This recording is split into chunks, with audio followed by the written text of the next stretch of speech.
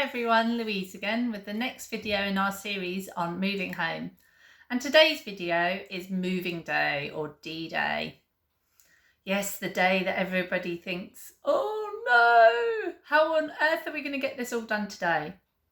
Well, again, I'm here with some top tips to try and make it smoother and less stressful so you can actually enjoy the fact that you're moving to your next new home. So the big thing for me is a plan. I talk about it a lot with different parts of life. But again, you're involving people that don't necessarily know everything that's up in your head. You know what needs to happen. But if you don't communicate it, then how are others supposed to know? And that includes people like your removal men or anybody, if it's friends and family that are helping you move.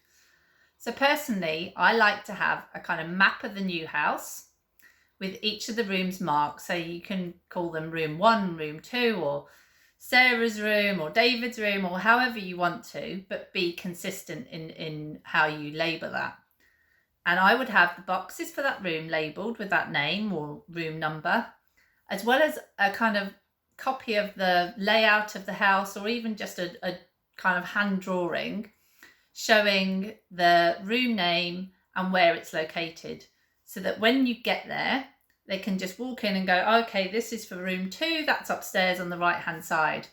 And I even just have an A4 sheet stuck with blue tack on each door saying the room name as well, so that for everybody in the family, but equally any helpers or removal men that you've got, it's just really straightforward of where everything's got to go. And the important thing is that things are put in the room that they belong to. The last thing you want to do when you're moving is to get there and then have to move all the boxes from the room downstairs upstairs. It's so much easier if everything is labelled for the room that it's got to go to, the room's labelled, and everybody just knows where things have got to go. So that's the kind of first part of that. Back to our admin bit a little bit is meter readings. Don't forget to take your meter readings for all of your utilities on your old property and your new property. And personally, my top tip would be to take a photo of that as well, so that you've got a visual record. Hopefully there's not going to be any issues, but sometimes there can be some questions around what is correct or what's not. And actually, if you've got a photo, it's just so much easier. Also, label or take photos of things like cables or how your TV's set up. Quite often we'll have a TV and different boxes or consoles that are plugged into it, and they've just been added over time. And actually then when you move, you've suddenly got this box of cables and things that need to be plugged in everywhere, and it's trying to match it up to what it belongs to. It's so much easier if you've stuck a label, if you've got a label machine, which obviously I have, but if you don't have that, even just a sticky label or a piece of paper with sellotape around it, just to mark it in some way, so that when you get to the new property, it's like, right, that's the Xbox, that's this, that's for the, TV box or whatever it is. Just makes life a little bit easier. And that's what it's all about. Just trying to actually save time so that when you're in that process that could be stressful, actually you're doing things just to help your future self and make it less stressful. And the other tip that I want to talk about for moving day is have your essentials box or essentials supply.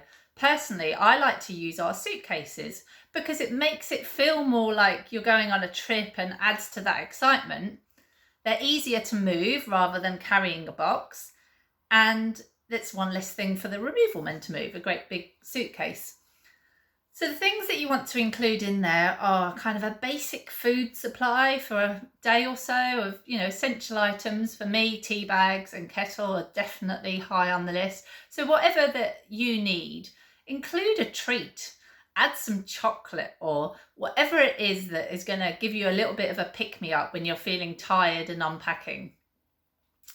I also pack things that I need for the next few days. So whether that's clothes for work, your laptop, children's school uniform, things like that, that actually that you're going to need for the next couple of days. So that actually you can just relax and not worry about unpacking the boxes and getting everything sorted. You've got enough to keep you going for a few days while you go through that process of getting everything unpacked and getting settled. And if you do have children, don't forget things like special teddies or things that they have to go to bed. Bedtime storybook is also good because you don't want to be rummaging around trying to find all those sorts of things when you've got a tired child on your hand and you've been moving all day. So those are my top tips for moving day to try and make it smoother and less stressful so that you can enjoy the process of moving home. In our video next time, we're going to be talking about getting settled, the unpacking, the making it your home and feeling like you are really in your new home. As always, please put any comments or questions below and I'll come back to you. And I look forward to sharing some more tips in our next video. See you soon.